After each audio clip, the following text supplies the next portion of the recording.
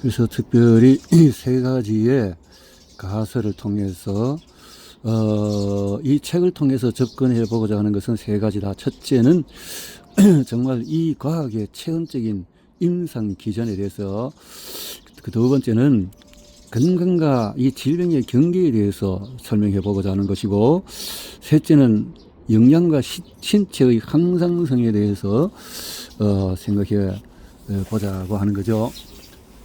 그래서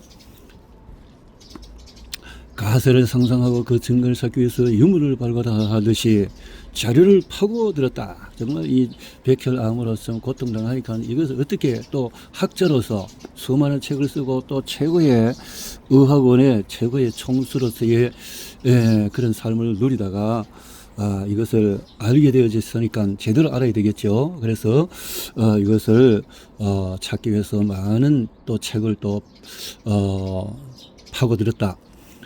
명징한 이론을 찾는 것은 그리 어려운 일이 아니다. 이미 수많은 전문가의 연구를 통해서 드러난 것은 차고 넘쳤고 수많은 자료가 다양한 방법을 통해서 공개되고 있기 때문이다. 그러나 그것들이 체감되지 못하고 눈으로만 읽혔던 것은 마리나베이, 샌저, 싱가포르가 완성되기 전에 설계도만 보는 것과 같았기 때문이다.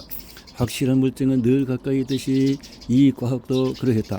내 몸에서 수없이 체현되었던 모든 경험을 책 속에 담을 수는 없지만 참 다행스러운 것은 이 과학이 내 몸에서만 일하는 것이 아니라는 사실이다. 뚜껑을 열고 분말을 물에 섞고 몸 안에 털어넣기만 하면은 발현되어 나타나는 긍정적인 반응을 모두가 직접 경험할 수가 있다. 정신적이고 육체적인 건강의 조화를 통해서 행복하고 아름다운 웰빙을 스스로 만족하여 존재의 자존감을 높이는 긍정적인 웰루킹을 살아온 나를 아름답게 정리하고 은혜로운 삶을 마무리해서 당하는 죽음이 아니라 맞이하는 죽음, 웰타임으로 나의 자리를 딸에게 넘겨줄 것이다.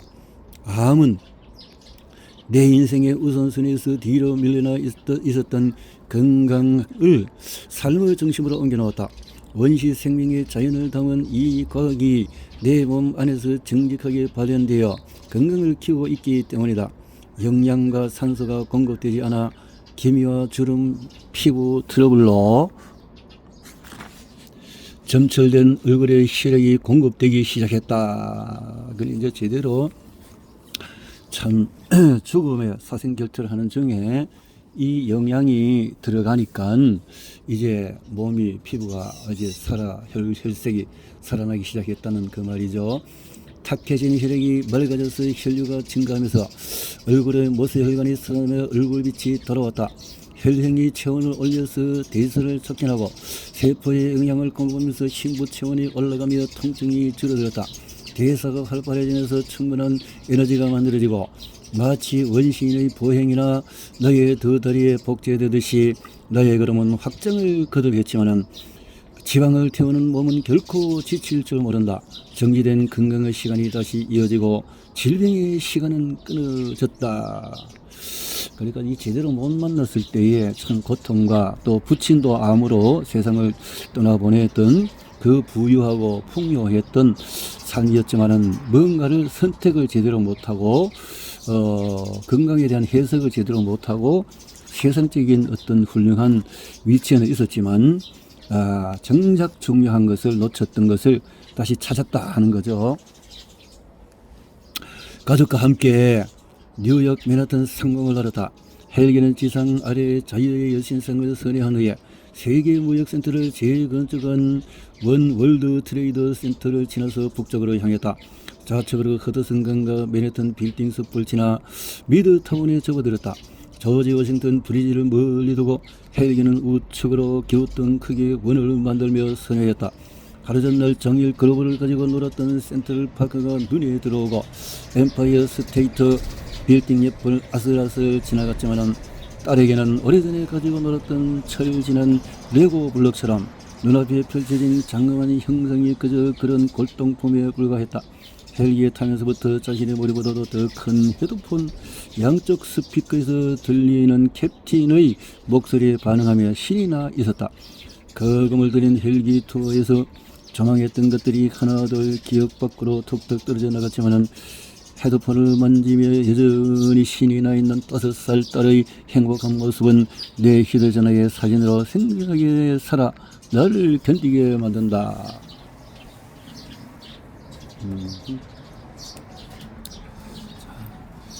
빈센트 반 고흐는 모든 꽃은 시들어 죽지만 내가 그린 꽃은 영원히 죽지 않는다는 말을 남겼다. 그의 말처럼 그가 그린 꽃은 시들지 않고 수백 년을 살았고 또 수천 년을 살아갈 것이다. 나도 이 과학으로 살아돌아온 건강을 대대손손 후손들에게 남겨서 천년을 있게 할 것이다. 수십 개에 달하는 이것의 강의가 머릿속에 차고 되고 딥러닝이 되고 생성형 인공지능이 되어서 막힐 때마다 묻고 답하며 허락 없이 옮겨 적고 그의 글의 초석이 되고 문장의 기둥이 되어서 이렇게 가치가 새벽빛처럼 밝히 드러났다. 이것을 이렇게 작가들이 또 정리해 준 것에 대해서 감사한다. 인연이란 그런 것이다. 억지로 안 돼요. 아무리 애가 타도 앞당겨 끄집어 올릴 수 없고 아무리 서둘러서 다른 데로 데려가려 해도 드러날 수가 없다라는 최명희의 혼불 중에서 참 많은 책을 읽고 학식이 많은데 이거 하나 선택을 못해서 어려움을 당했던 과거와 또 이것을 만나고 이 과학을 만나고 난 이후에 이분의 삶이 이렇게 달라질 수 있다. 인맥이란 내가 알고 있는 사람이 아니라 그 사람이 나를 기억하는 것이라고 한다. 30여 권이 훌쩍 넘는 명함집이 여전히 책장의 가장 좋은 자리를 차지하고 있다. 한 장 한 장 넘길 때마다 눈앞에 마주보듯이 생생하게 기억나는 사람이 있고 다시 만나 주절주절 이야기를 섞어보고 싶은 사람도 있다. 이 많은 사람 중에 30여 권이 넘는 명함집이라 다시 만나 주절주절 이 많은 사람 중에서 그 많은 사람이 있어도 제대로 누구를 만나느냐 그 이야기네요.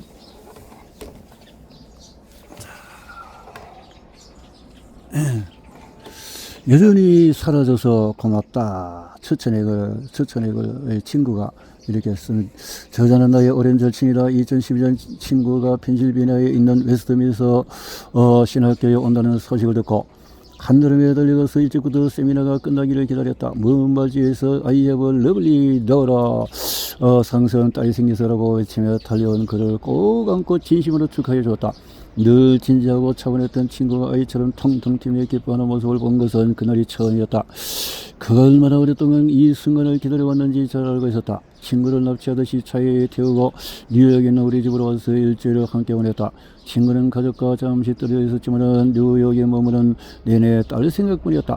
딸을 위해서 선물을 준비하고 옷과 신발, 장난감은 물론이고 심지어 서점에 들려서 유아용 그러니까 얼마나 17년 만에 아기를 낳았으니 이게 마치 성경에 그 아브라함이 자식이 없어서 그래 100세에 그 이삭을 또 이스마엘을 또 이렇게 생산했던 그 이야기가 나오네 생각이 나네요. 자, 이렇게 생생하게 그런 이야기를 했네요. 선물 그 친구의 이 말이 이런 친구를 대하고 그 자녀에 대한 그래서 이 암이 걸렸을 때는 이 딸에 대한 그 귀중함이 얼마나 컸겠는가 하는 것을 이 친구가 이렇게 이야기를 해준 내용이네요. 요약하면 그렇고 더 절실한 것은 또 더 깊은 것을 봐야 되기 때문에 생물학 박사의 추천한 글을 보면 생물학 박사인 소연진 몸의 언어를 이해하고자 하는 모든 이에게 생리학을 연구하면서 오랜 시간 인간의 몸과 생명 그리고 이를 이루는 세포와 장기의 정교함과 신비로움에 매료되어 왔습니다. 그러나 아무리 정교한 이론과 연구라고 해도 몸과 마음을 통해서 직접 경험한 고통과 협오의 여정을 담아낸 이 책만큼 깊은 울림을 주지는 못했습니다. 이 책에서 저자는 이 과학이란 통합적인 건강 개념을 단순한 정보에 그치지 않고 실제 삶의 경험을 바탕으로 체화된 진실로 풀어냅니다. 참 학자이기 때문에 이렇게 할 수 있었다는 거죠. 세계 서문의 저자는 유발 하라리가 쓴 우리의 지평을 넓히기 위해서라는 문장으로 건강과 삶을 바라보는 관점을 확장할 필요성을 말하고 있습니다. 그래서 자기 자신이 깨달은 것을 남들에게 전하고 싶다라는 것을 말하는 생물학 박사의 추천이 있었고, 또 민병철 중앙대학교 석좌 교수가 이분이 아마 장인어른으로 생각됩니다. 이분이 혈액암 진단으로 생명의 벼랑 끝에서 어린 자식을 두고 눈을 감을 수 없었던, 그래서 건강의 소중함을 깨우쳐 슬프면서 뭉클하고까지 숨쉬면서 따뜻한 소설 같은 이야기다. 살아야 할 이유보다 죽을 수 없었던 절박한 심정으로 죽음의 통고를 견디며 마지막 호흡을 끝까지 붙들었던 저자의 고뇌를 치유하며 죽음에서 질병을 걷어냈던 해법의 굵은 밑줄을 긋게 된다라고 이렇게 민병철 중앙대학교 석좌교수 선풀재단 이사장이 이렇게 추천사를 더 했고요. 그리고 또 검찰 38대에서 검찰총장이었던 한상대, 생물학적으로 나누어져서 생존할 수 없고 유기체적으로 연결되어 상호작용을 통해서 건강하게 유지해야 하는 인체를 현대의학은 나누고 분리하여 진료함으로 과잉 진료나 다약제 복용, 연쇄 처방 등 사회 문제로 확대되고 있는 것은 부인할 수 없는 현실이 되어졌다라고 이렇게 말하면서 이 용기 있는 저자에 대해서 박수를 보낸다라고 한상대 대한민국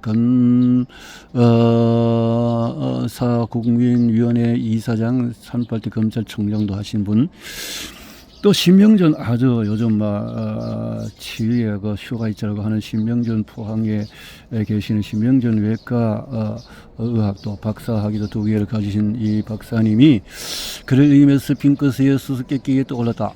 잃어버린 듯하지만 결코 잃은 적이 없는 무척 소중하지만 늘 뒷전으로 밀려나는 것, 누구도 대신 찾아줄 수 없는 것, 병원에는 없지만은 내 식탁 위엔 있을 수 있는 것, 나는 오랫동안은 암함루들과 인슐린 저항성을 지닌 이들과 함께 자연치유를 고민해온 의사다. 그 여정 속에서 늘 마음 한편에 품고 있던 수수께끼를 저자는 놀라울 정도로 차분하고 정제된 문장으로 하나하나 풀어내고 있다. 밖에 나갔다가 돌아왔을 뿐인데 와, 기적이다. 건강을 되찾고 그 감동을 나누고자 하는 저자의 이타심과 깊은 통찰이 이 책 한 권에 스며 있다 하고 이렇게 신명준 원장께서 추천을